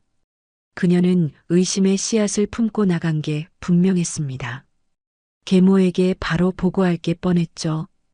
우리는 김 집사가 나가자마자 안방 문을 걸어 잠갔습니다. 비밀방 문을 열자 엄마가 이불을 뒤집어 쓰고 덜덜 떨고 계시더라고요. 무서워. 그 여자가 또 왔어. 나 잡으러 왔어. 언니는 엄마를 끌어안고 달랬습니다. 아냐, 엄마. 갔어. 내가 쫓아냈어. 아무도 엄마 못 데려가. 내가 지켜줄게. 하지만 평화는 오래가지 않았습니다. 다음 날 아침 펜트하우스 현관문이 부서질 듯 쾅쾅거리는 소리에 잠을 깼습니다. 인터폰 화면을 보니 계모 장미희와 건장한 경호원들이 서 있더라고요. 올게 왔구나 싶었습니다. 김 집사가 예상대로 일러바친 거죠. 문 열어. 강세라. 이연주. 안에 있는 거 다 알아. 계모의 목소리가 앙칼지게 울려 퍼졌습니다. 언니와 저는 눈빛을 교환했어요. 올 테면 와봐라. 이번엔 안 당한다. 우리는 엄마를 안방 비밀방 가장 깊숙한 옷장에 숨겼습니다. 엄마, 절대 나오면 안 돼. 무슨 소리가 들려도 꼼짝 말고 있어야 해. 알았지? 엄마는 겁에 질려 고개를 끄덕이셨습니다.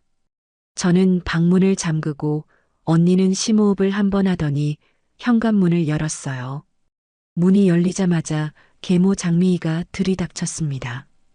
화려한 모피 코트를 입고 명품 가방을 든 그녀의 뒤에는 험상궂은 경호원 2명이 버티고 서 있었죠. 그녀는 거실을 훑어보더니 대뜸 소리를 질렀어요. 야, 강세라. 너 제정신이야? 김 집사 말로는 너 안방에 남자 숨겨놨는데 기가 차서 말이 안 나오네. 감히 딴 살림을 차려? 김 집사는 엄마가 아니라 남자를 숨겨둔 줄 알았던 모양입니다. 차라리 다행이라고 생각했죠. 언니는 코웃음을 쳤습니다. 남자는 무슨 남자요? 김 집사 노망난 거 아니에요? 내 방 내가 맘대로 쓰는데 무슨 상관이에요? 아줌마가 시어머니라도 돼요?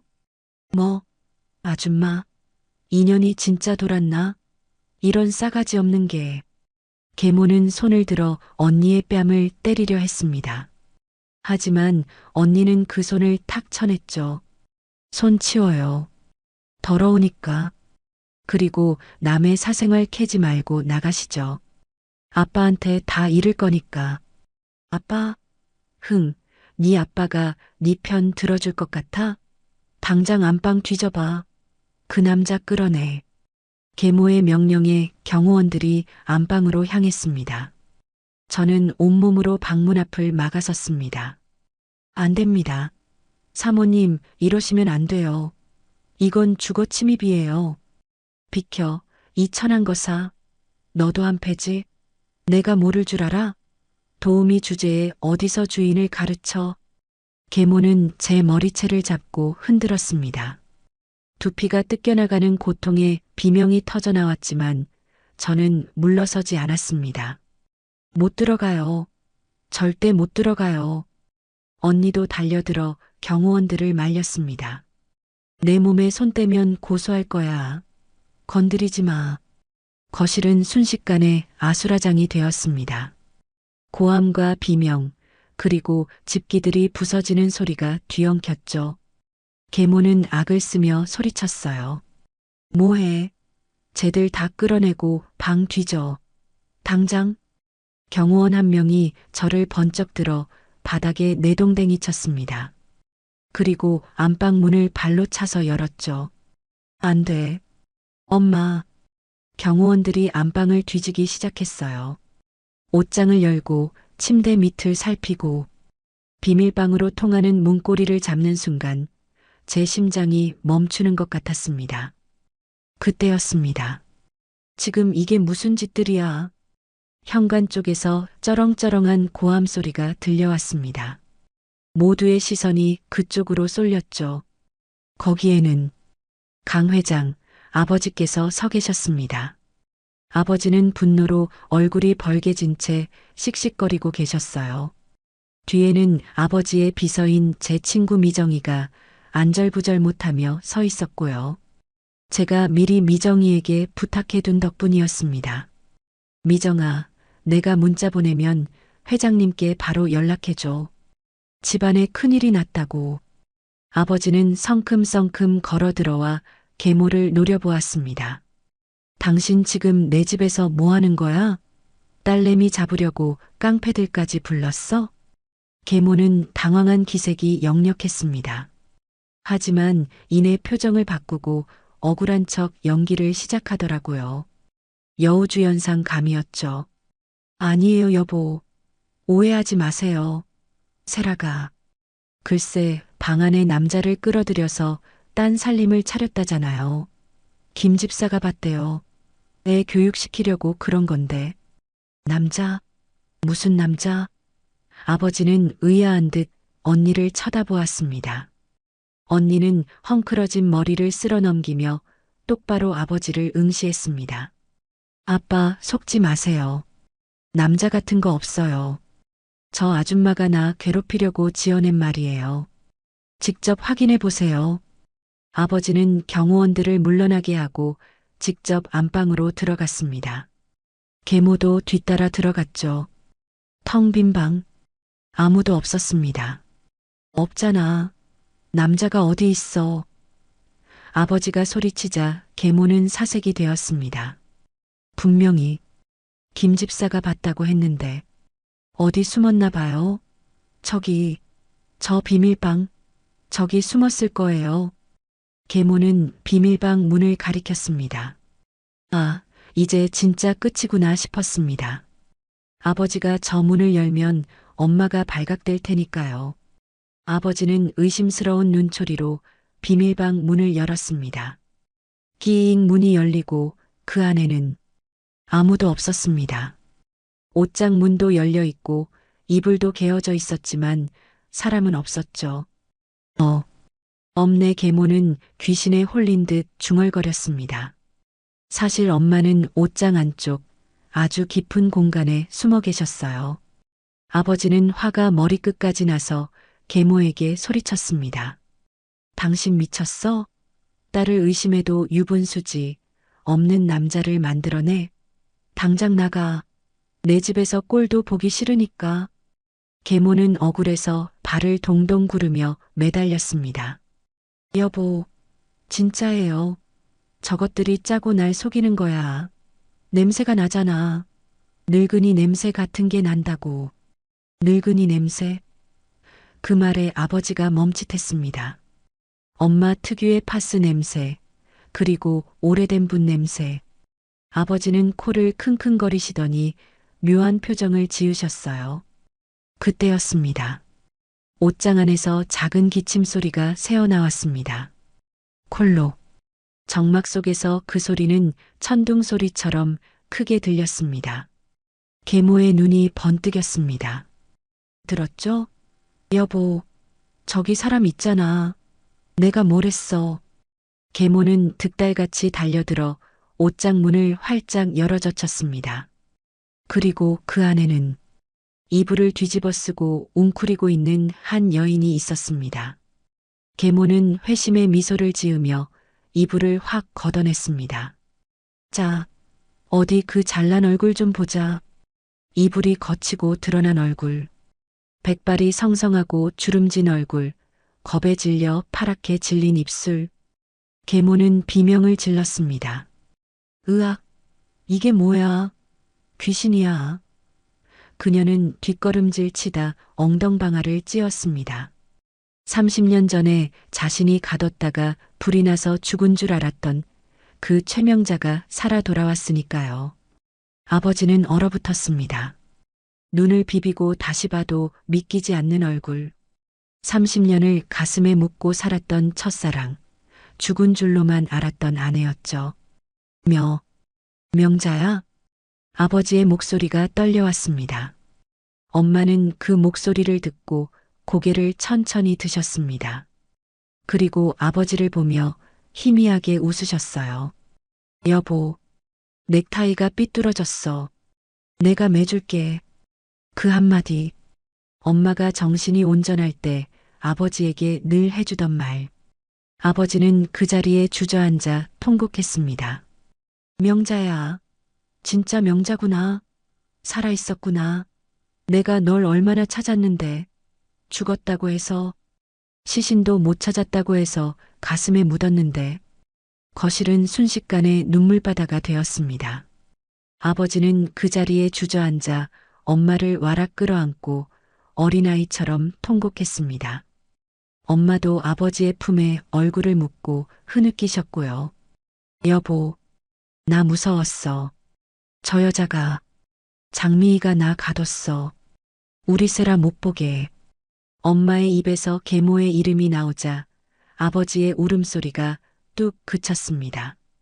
그리고 천천히 고개를 들어 계모를 노려보시는데 그 눈빛이 어찌나 살벌하던지 보는 제가 다 오금이 저리더라고요.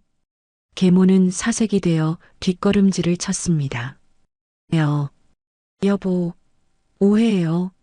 저 여자가 지금 헛소리하는 거야. 치매 걸린 노인네 말을 믿어요? 저거 다 거짓말이라고요. 닥쳐. 아버지의 고함 소리가 펜트하우스 거실을 쩌렁쩌렁하게 울렸습니다. 네가 감히 날 속여? 내 처자식을 생이별시키고 멀쩡히 살아있는 사람을 죽은 사람 취급해? 네가 그러고도 사람이야. 아버지는 벌떡 일어나 계모에게 성큼성큼 다가가셨습니다. 계모는 공포에 질려 여보, 잘못했어요. 한 번만 하며 빌었지만 아버지의 분노는 이미 폭발한 화산과도 같았습니다. 짝 마이너스. 아버지의 손이 허공을 가르며 계모의 뺨을 세차게 올려붙였습니다. 계모는 비명을 지르며 바닥에 나뒹굴었죠. 이 악마 같은 년, 내 집에서 당장 나가. 빈몸으로 썩 꺼져. 계모는 헝클어진 머리를 감싸 쥐고 악을 썼습니다. 내가 왜 나가? 나도 이 집 안주인이야. 법적으로 당신 아내라고. 재산 분할해. 와, 정말 대단하더라고요. 그 상황에서도 돈 타령이라니. 인간의 밑바닥이 어디까지인지 보여주는 것 같아서 헛웃음이 나올 지경이었습니다. 하지만 언니는 가소롭다는 듯 코웃음을 쳤어요. 아줌마, 꿈 깨세요. 재산 분할은커녕 감옥 갈 준비나 하시지. 우리가 그냥 이러고 있었을 것 같아요? 언니는 주머니에서 녹음기 하나를 꺼내 틀었습니다. 내가 널 죽은 사람으로 만들었어. 세상 사람 다 네가 죽은 줄 알아. 쥐 죽은 듯이 살아. 엄마가 병원에 감금되었을 때 계모가 찾아와 했던 협박 내용이 담긴 녹음 파일이었습니다. 엄마가 정신이 온전할 때 몰래 녹음해 둔 것을 요양병원 짐을 정리하다가 우연히 발견한 거였죠. 결정적인 증거였습니다. 녹음 내용을 듣는 순간 계모의 얼굴이 흑빛으로 변했습니다. 이건 조작이야. 말도 안 돼. 조작? 법정 가서 따져보시던가. 그리고 이것뿐인 줄 알아요? 엄마 감금했던 요양병원 원장, 매수했던 의사, 다 자백받았어요. 당신 이제 끝이야. 언니의 말에 계모는 다리에 힘이 풀린 듯 주저앉았습니다.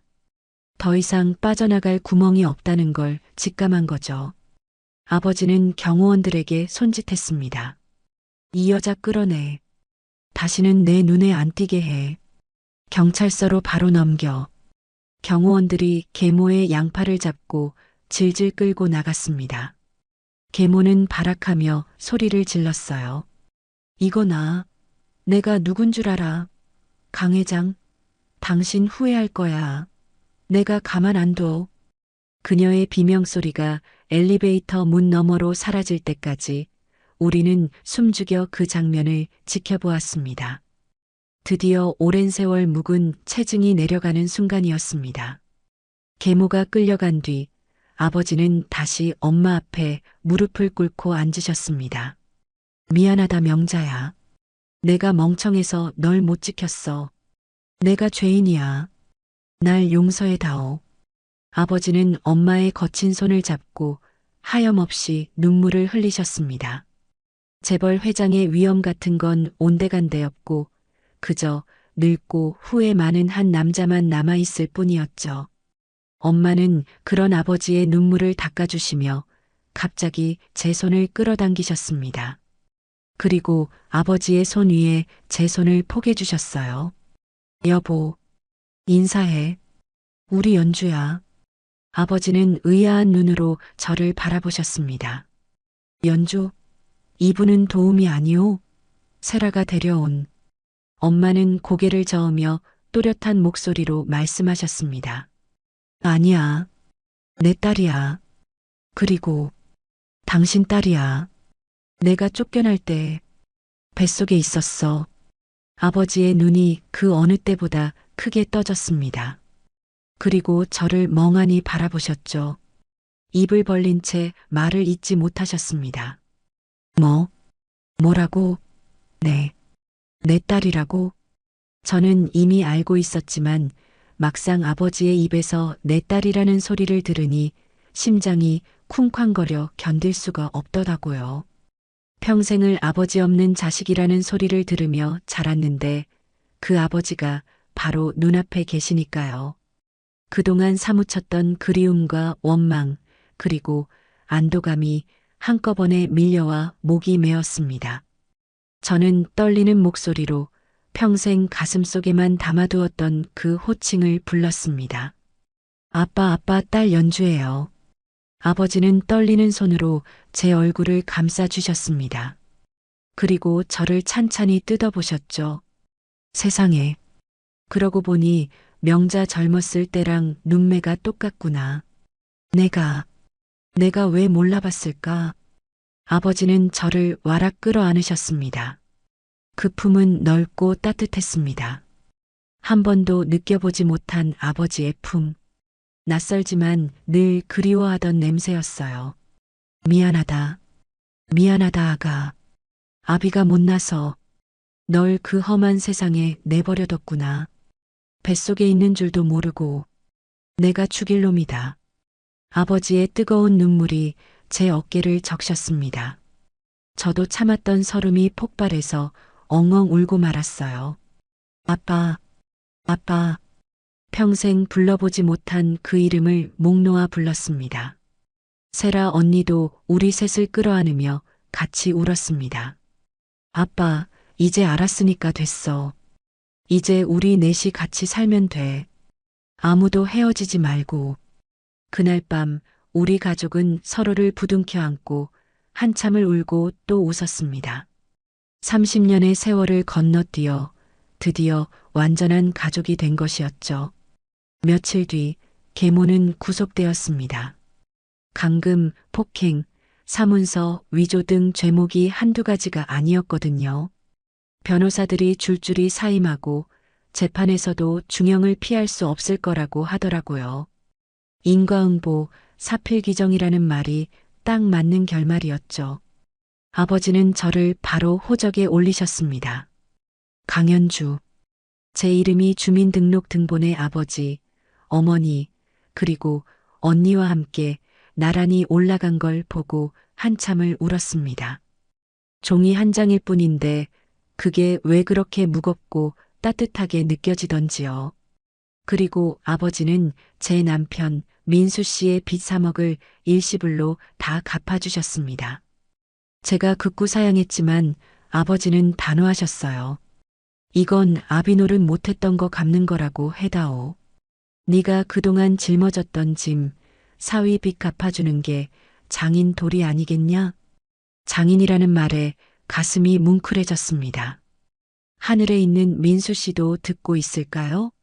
당신한테 장인어른이 생겼다고 이제 우리 빚 다 갚았으니 내 걱정은 하지 말라고요. 우리는 펜트하우스에서 다 같이 살게 되었어요.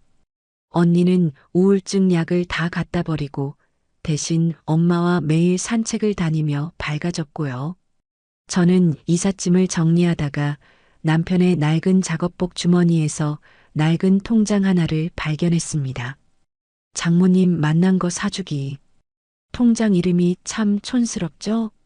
펼쳐보니 매달 3만 원, 5만 원씩 입금된 내역이 빼곡하더라고요.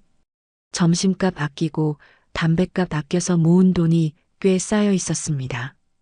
그리고 마지막 페이지엔 삐뚤빼뚤한 글씨로 메모가 적혀 있었어요. 우리 연주, 나 만나서 고생만 하지? 미안해 사랑해. 장모님도 사랑합니다. 나중에 이 돈으로 장모님 소고기 사드려야지. 저는 통장을 끌어안고 펑펑 울었습니다. 바보 같은 사람. 자기 밥이나 챙겨 먹지. 장모님 생각은 끔찍하게 했구나. 하늘에 있는 남편이 우리를 지켜준 것 같아서 고맙고 미안했습니다. 여보, 나 이제 안 외로워. 아빠도 찾고 언니도 찾았어. 당신 장모님, 이제 내가 잘 모실게. 고마워, 사랑해. 저는 그 돈으로 새 정장을 한 벌 샀습니다. 아버지 회사에 첫 출근할 때 입으려고요. 아버지가 비서실에 자리를 마련해 주셨거든요. 이제 도우미 이연주가 아니라 당당한 재벌가 딸이자 커리어 우먼으로 새 인생을 시작하는 거죠. 언니도 경영 수업을 받으며 회사 일에 참여하기로 했고요. 우리는 이제 더 이상 슬픈 과거에 얽매이지 않고 희망찬 미래를 향해 나아가기로 했습니다. 가끔 엄마가 치매 증상으로 엉뚱한 소리를 하실 때도 있지만 그럴 때마다 우리는 웃어넘깁니다. 아버지가 옆에서 지극정성으로 보살피시거든요. 명자야, 나 누구야? 누구긴 누구야, 내 신랑이지. 넥타이 또 삐뚤어졌네. 세 사람의 웃음소리가 펜트하우스 가득 울려 퍼질 때면 저는 생각합니다. 이것이 진짜 해피엔딩이라고요.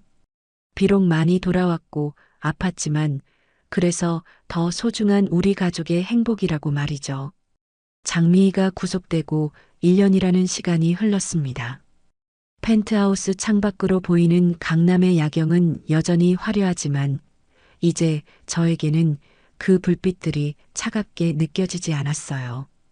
따뜻한 오렌지빛으로 보인달까요? 아마 제 마음속에 진짜 봄이 찾아왔기 때문이겠죠. 계모는 재판에서 징역 15년을 선고받았습니다. 강금, 폭행, 사문서 위조, 횡령. 죄목을 나열하기도 입 아플 정도였죠. 변호사들마저 등을 돌릴 정도로 그녀의 악행은 명백했고 법정에서 최후 진술을 할 때조차 반성은커녕 내가 이 집안을 일으켰다며 악을 쓰다가 끌려나갔다고 하더라고요. 지금은 차가운 감옥 독방에서 그토록 혐오하던 가난하고 좁은 방의 맛을 톡톡히 보고 있겠죠. 인과응보라는 말이 이보다 더 잘 어울릴 수는 없을 겁니다. 처음 회사에 출근하던 날 남편이 모아둔 비상금으로 산 남색 정장을 입고 거울 앞에 섰는데 어찌나 떨리던지. 낙하산이라고 수군거리는 사람들도 있었지만 저는 개의치 않았어요. 밑바닥부터 굴러본 제 깡다구와 생활력을 업무에 쏟아부었거든요. 복사기 토너 가는 법부터 서류 정리, 일정 관리까지 남들이 귀찮아하는 일부터 도맡아 했더니 이제는 강주임 없으면 회사가 안 돌아간다는 소리까지 듣고 있답니다.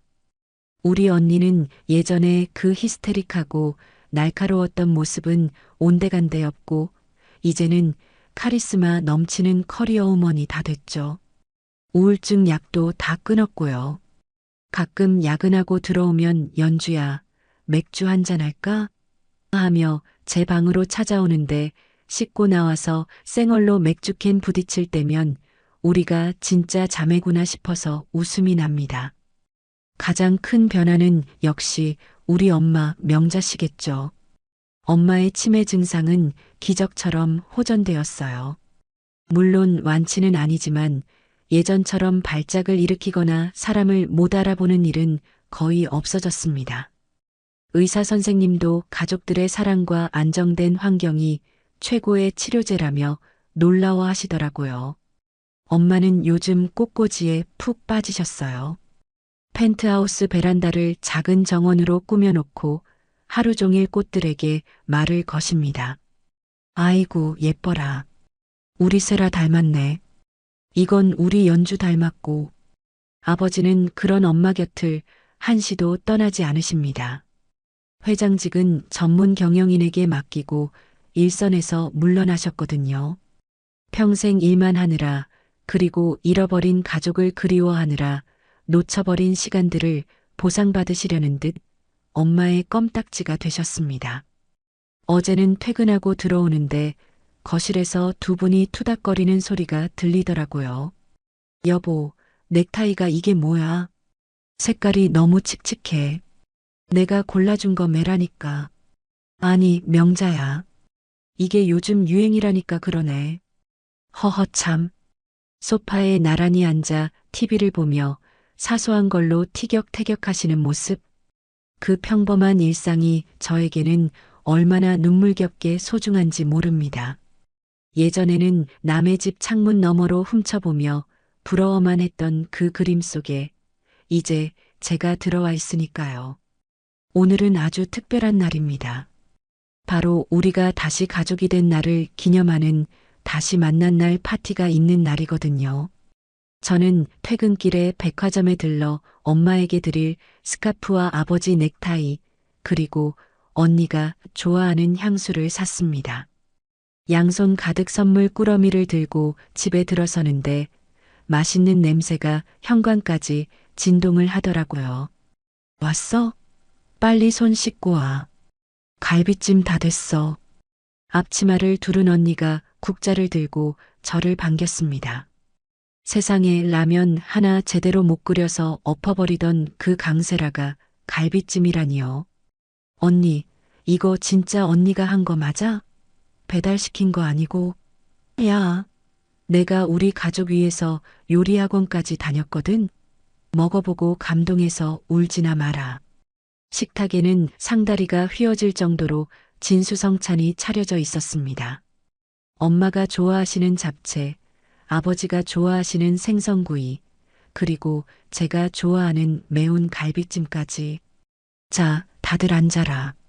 우리 연주 왔으니까 건배해야지. 아버지가 와인잔을 들고 일어서셨습니다. 얼굴에는 웃음꽃이 활짝 피어 있었죠. 예전에 그 고독하고 차가워 보이던 회장님의 얼굴은 찾아볼 수가 없었습니다. 우리 가족 다시 만나게 해줘서 고맙다.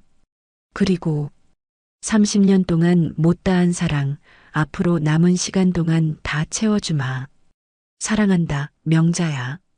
그리고 세라야, 연주야. 사랑해요, 우리 가족. 우리는 잔을 부딪히며 크게 외쳤습니다. 쨍하는 맑은 소리가 거실 가득 울려 퍼졌죠. 엄마는 음식을 드시다가 문득 제 손을 꼭 잡으셨습니다. 연주야, 고맙다. 네가 나 살렸다. 네가 아니었으면 나는 아직도 그 차가운 병원 바닥에서 죽을 날만 기다리고 있었을 거야. 에이, 엄마. 그런 소리 하지 마요. 엄마가 버텨준 덕분이죠. 우리 잊지 않고 기억해줘서 고마워요. 우리는 밤이 깊도록 웃고 떠들며 이야기꽃을 피웠습니다. 옛날 이야기, 회사 이야기, 그리고 앞으로 갈 여행 이야기까지. 웃음소리가 끊이지 않는 펜트하우스. 이제 이곳은 더 이상 차가운 모델하우스가 아니라 사람의 온기가 가득한 진짜 집이 되었습니다. 다음 날 저는 연차를 내고 엄마와 함께 남편의 납골당을 찾았습니다. 민수야, 엄마 왔다. 엄마는 납골당 유리창을 어루만지며 말씀하셨어요. 네가 우리 연주 아껴줘서 내가 참 고맙다. 거기서는 아프지 말고 배고프지 말고 잘 지내라. 우리 연주는 내가 목숨 걸고 지킬 테니까 걱정 말고. 엄마의 눈시울이 붉어졌습니다. 저도 남편 사진을 보며 활짝 웃어 보였습니다. 여보, 들었지? 엄마가 나 지켜준대. 그러니까 당신도 거기서 편히 쉬어. 사랑해, 영원히. 납골당을 내려오는 길, 햇살이 눈부시게 쏟아졌습니다. 엄마는 제 팔짱을 끼고 콧노래를 흥얼거리셨죠.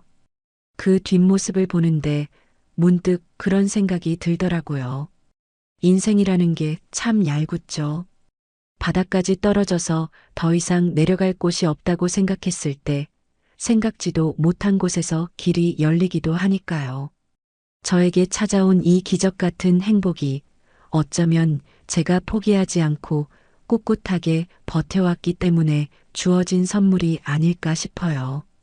혹시 지금 이 이야기를 듣고 계신 분들 중에서도 너무 힘들고 지쳐서 주저앉고 싶은 분이 계신가요?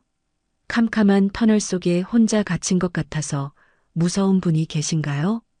그렇다면 제 이야기를 기억해 주세요. 빚더미에 앉아 쫓기던 도우미 이연주도 이렇게 가족을 찾고 웃고 있잖아요. 인생은 정말 끝날 때까지 끝난 게 아니더라고요. 겨울이 아무리 추워도 결국엔 봄이 오고 꽃은 피니까요. 저는 이제 믿습니다. 가족이라는 이름의 기적을요. 그리고 제 곁엔 언제나 내 편이 되어줄 든든한 사람들이 있다는 사실을요. 앞으로도 우리는 지지고 볶으며 살아가겠죠.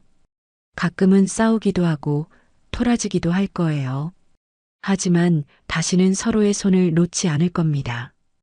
우리는 폭풍우를 뚫고 만난 세상에서 가장 단단한 가족이니까요. 지금까지 제 이야기를 들어주셔서 감사합니다. 여러분의 삶에도 따뜻한 봄날이 기적 같은 행복이 찾아오기를 진심으로 바랄게요. 지금까지 제 얘기 들어주셔서 감사합니다. 모두 행복하세요. 네, 정말 한 편의 드라마보다 더 드라마 같은 이야기였죠. 벼랑 끝에 몰린 삶 속에서도 어머니를 지키려 했던 효심, 그리고 그 진심이 만들어낸 기적 같은 가족 상봉의 순간들.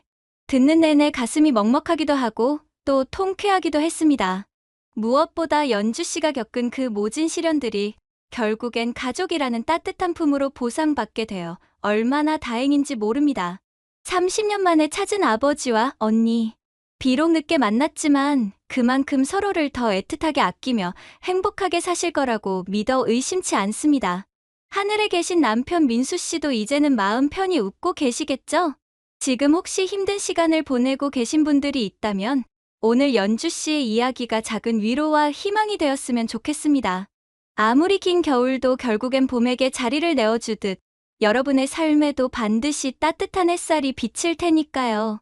포기하지 않고 버티다 보면 연주 씨처럼 생각지도 못한 선물 같은 날들이 찾아올 겁니다.